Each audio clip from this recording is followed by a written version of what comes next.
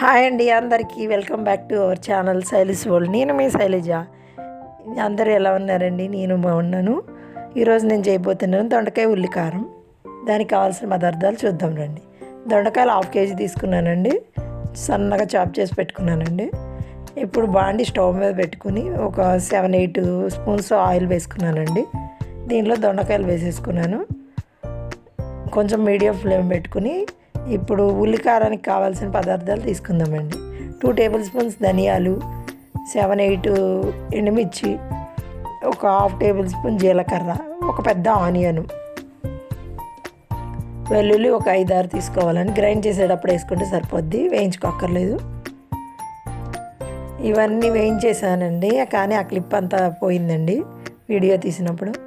ఇదిగోండి గ్రైండ్ చేసేసా. వేయించుకుని పెట్టుకుని అప్పుడు గ్రైండ్ చేసుకున్నానండి వెల్లుల్లి వేసి. దీన్ని పక్కన పెట్టుకుందాం. ఈ దొండకాయల్లో 1 టేబుల్ స్పూన్ సాల్ట్ వేసేసుకుందాం. మళ్ళీ కావాలంటే వేసుకోవచ్చండి.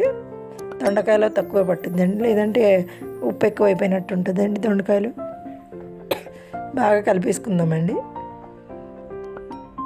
బాగా కలిపేసి దీంట్లోనే 1/2 టేబుల్ స్పూన్ పసుపు వేసేసుకుందామండి. దాన్ని కూడా బాగా కలిపేసి వేయించుకుందామండి. ఇవి బాగా మెత్తబడిపోవాలి.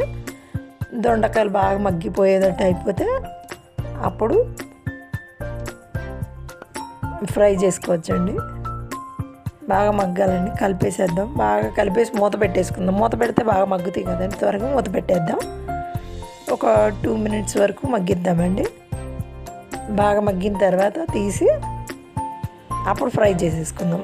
ఇదిగోండి ఇప్పుడు మూత తీసి చూద్దాము. మగ్గిందండి. దీన్ని ఇప్పుడు హై ఫ్లేమ్లో పెట్టేసి ఫ్రై చేసేసుకుందామండి. బాగా కలిపేసుకుంటూ ఉండాలండి. ఇప్పుడు మామూలుగా దొండకాయ కర్రీ చేస్తే పిల్లలకి నచ్చదు, పెద్దవాళ్ళకి కూడా కొంతమందికి ఎక్కువ నచ్చదండి.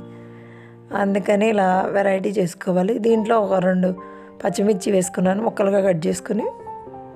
ఇది కూడా బాగా కలిపేసుకుందాం. ఇట్లా చేసుకుంటే ఉల్లి కారం కానీ వెల్లుల్లి కారం ఇలా రకరకాలు చేసుకుంటే వాళ్ళు ఇష్టంగా తింటారు. మంచిగా బాగుంటుందండి. టేస్ట్ కూడా బాగుంటుంది. దీంట్లో 2 కరివేపాకు రెబ్బలు వేసేసానండి. ఇది కూడా వేయించేసుకుందాం.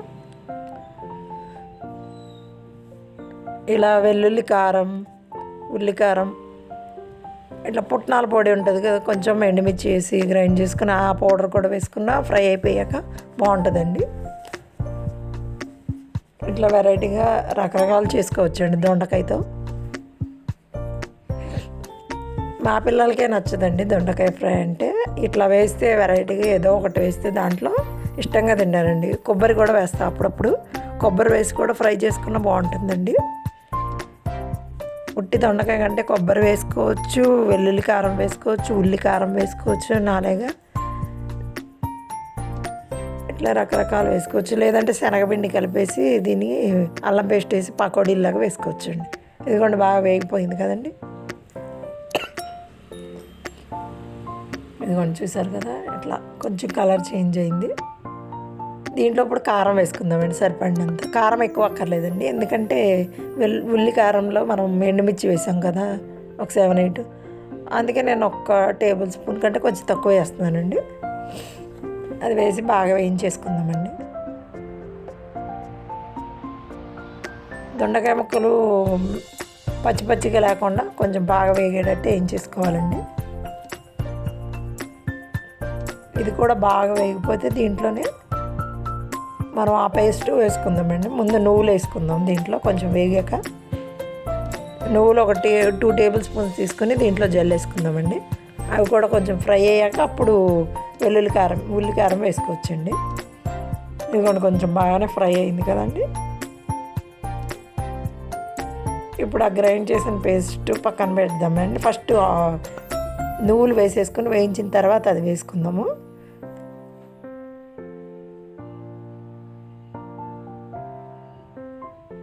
ఇప్పుడు నువ్వులు తీసుకుని 2 టేబుల్ స్పూన్స్ దీంట్లో జల్లేసుకుందామండి.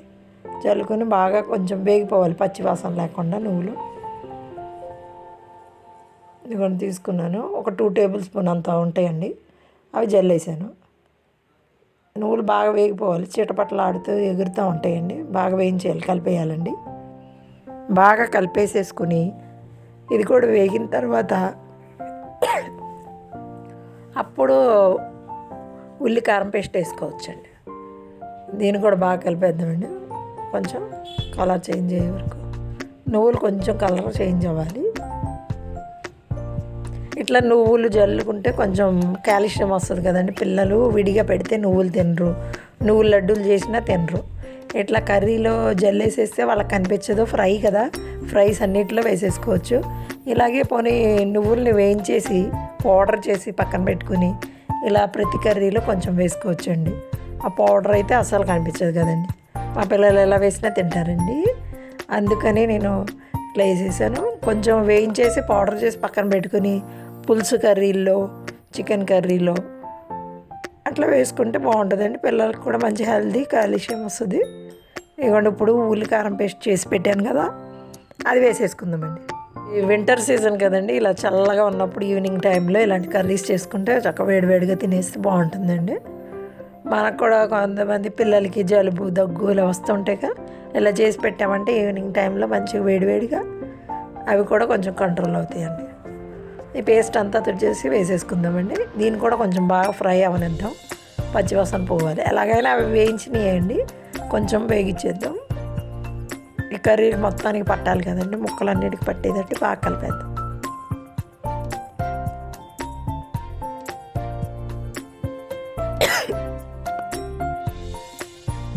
ఇట్లా పిల్లలకి నచ్చని కర్రీ ఉంటే ఇలా వెరైటీస్గా చేసి పెడితే చక్కగా తింటారండి. చూసారు కదా, మీకు కూడా నా వీడియోస్ నచ్చినట్టయితే లైక్ చేయండి, షేర్ చేయండి, సబ్స్క్రైబ్ చేయండి. ఈ కర్రీ ట్రై చేసి మీరు కామెంట్ చేయండి నాకు తప్పకుండా ఎలా వచ్చిందో. తప్పకుండా బెల్ ఐకాన్ మాత్రం కొట్టడం మర్చిపోకండి. నా వీడియోస్ నోటిఫికేషన్స్ నేరుగా మీకే వస్తాయి, ఫస్ట్ పెట్టంగానే వచ్చేస్తాయండి. చూసారుగా, కర్రీ మంచి వాసన వస్తుందండి, మీకు తెలియదు కదా, మంచి సువాసన వస్తుంది. కావాలంటే మీరు కూడా ట్రై చేసి చూడండి, అప్పుడు నాకు కమెంట్ పెట్టండి. ఇట్లా బాగా వేయించేసేయాలండి.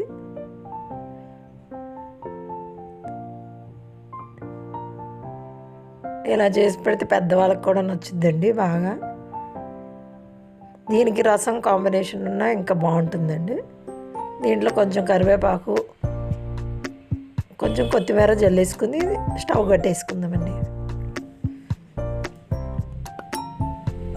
కొత్తిమీర వేసేసుకున్నానండి. దీంట్లోనే కొంచెం లెమన్ కూడా వేసుకుంటానండి.